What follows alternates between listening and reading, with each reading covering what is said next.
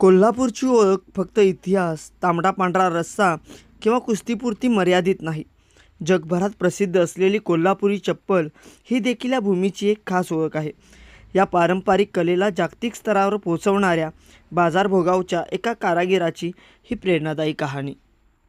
माझी पूर्ण नाव अनिल दादू कवार, बाजारभोगाव. ह्या व्यवसायाची सुरुवात 10वी शाळा बंद केल्यानंतर घरात परंपरागत व्यवसाय असल्यामुळे तिथपासूनच सुरुवात झाली. कोल्हापुरी चप्पल बनवण्याची कला तुम्ही कोणाकडून शिकलात? आमचे वडील, आमचे चुलते जे घरात करत होते त्यांच्या हाताखाली आम्ही शाळेत जात असल्यापासूनच लहानपणापासून शिकलेलो. या व्यवसायाचा तुमच्या कुटुंबाचा किती वर्षाचा वारसा आहे? गेली आता 30 वर्षे तरी वारसा आहे. कोल्हापुरी चप्पल बनवण्याची संपूर्ण प्रक्रिया काय असते? जवळजवळ एक चप्पल बनवण्यासाठी ते 7 ते 8 दिवस लागतात. पूर्णपणे भिजवून तयार करून जसं कच्चं मातीचं भांडं जसं बनतं त्याप्रमाणेच ही आपल्या चमड्याची प्रक्रिया आहे चप्पल बनवण्याची. 7 ते 8 दिवस चांगलं चप्पल बनवण्यासाठी लागतात. एकजोड बनवण्यासाठी पहिल्यांदा शिलाई मारणी, हातापासून घुटणी करणे, ते चमडे असते ते मुरवत ठेवावं लागतं. त्याच्यानंतर ती शिलाई मारून वाळवावं लागतं, घुटणी करावी लागते. मग त्याच्यानंतर अपरचं काम करावं लागतं. या बारीक वेण्या ज्या असतात त्या वेण्या ह्या महिलांचं काम आहे, त्या महिला करून येतात, त्यांच्याकडनं करून घ्यावं लागतं. मग अपरचं काम करायचं. नंतरच्या शेवटी त्या माणसाच्या चप्पलच्या पायाप्रमाणे फिटिंग करून देईल असा हा कालावधी लागतो. प्राडा कंपनीशी संपर्क कसा आला? महाराष्ट्र सरकारने त्यांच्या विरोधात प्राडा कंपनीवर जी आपल्या रॅम्पवर जी कोल्हापुरी चप्पल चालवली होती तिने आमच्या कोल्हापुरीचं नाव वापरलं नव्हतं. पण आपल्या महाराष्ट्र सरकारनं त्यांच्या प्राडा कंपनीवर केस केली की आमचं तुम्ही कोल्हापुरी ही चप्पल नाव का वापरलं नाही म्हणून. तर ती केस आपल्या महाराष्ट्र सरकारनं जिंकली. त्यानंतर प्राडा कंपनीची लोकं आपल्या कोल्हापूरमध्ये 7-8 जण लोकं आली. आपले कोल्हापुरी चप्पलचं सगळं बघितलं तिने, आपल्या लोकांची माफी मागितली आणि त्यांनी काय केलं, आपल्या महाराष्ट्र सरकारबरोबर करार केला.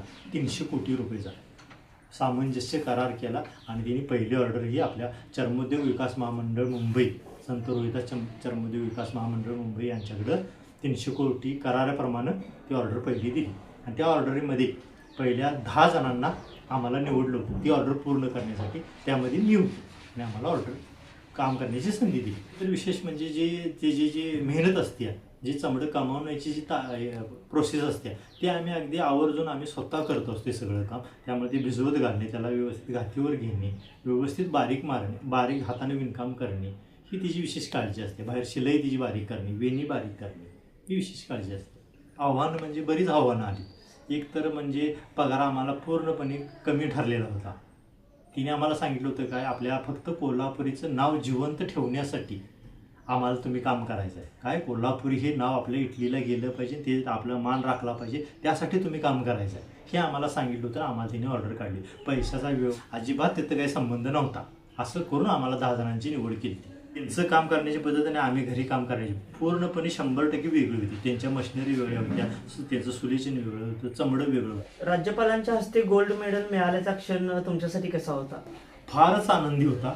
त्याचं कारण म्हणजे फक्त आम्हाला ज्या वेळेला फोन आला होता की असं तुम्ही उद्या मुंबईला यायचं आणि तुम्हाला फक्त सत्कार करायचा आहे, तर आम्ही आमच्या मनात असा विचार होता की काय नाही बाबा, आम्हाला त्या मुंबईच्या चर्मोद्योग विकास महामंडळाच्या तिथं जातील, आम्हाला शाल श्रीफळ देतील किंवा असा सत्कार असा आमच्या मनात विचार होता. आम्हाला सस्पेन्समध्ये ठेवलं होतं. काहीसुद्धा सांगितलं नव्हतं की तुम्हाला काय मी देणार आहे किंवा काय मिळणार आहे, काहीसुद्धा सांगितलं नव्हतं. ज्या वेळेला आम्ही तिथं सकाळच्या पारी मुंबईत गेलो त्यावेळेला म्हटले तुम्हाला राजभवनात यायचं आहे. ज्यावेळेला राजभवनात राज्यपालांच्या गेलो तिथं आम्हाला चहा नाश्ता दिल्यानंतर आणि आम्हाला सांगितले की तुम्हाला राज्यपालांच्या हस्ते तिथे कार्यक्रम सुरूच झाला 10-11 वाजल्यानंतर. तर खूपच फार आयुष्यातला अविस्मरणीय असा क्षण होता की आम्हाला राज्यपालांच्या हस्ते गोल्ड मेडल मिळाले. त्यामुळे आम्हाला झालेल्या कामाचा पगार अधिक गोल्ड मेडल अधिक राज्यपालांच्या बरोबर जेवण इतका आम्हाला अगदी स्वर्गातल्या आनंदासारखा आनंद झाला. नमस्कार, गीता अनिल पवार, राहणार बाजारभोगाव.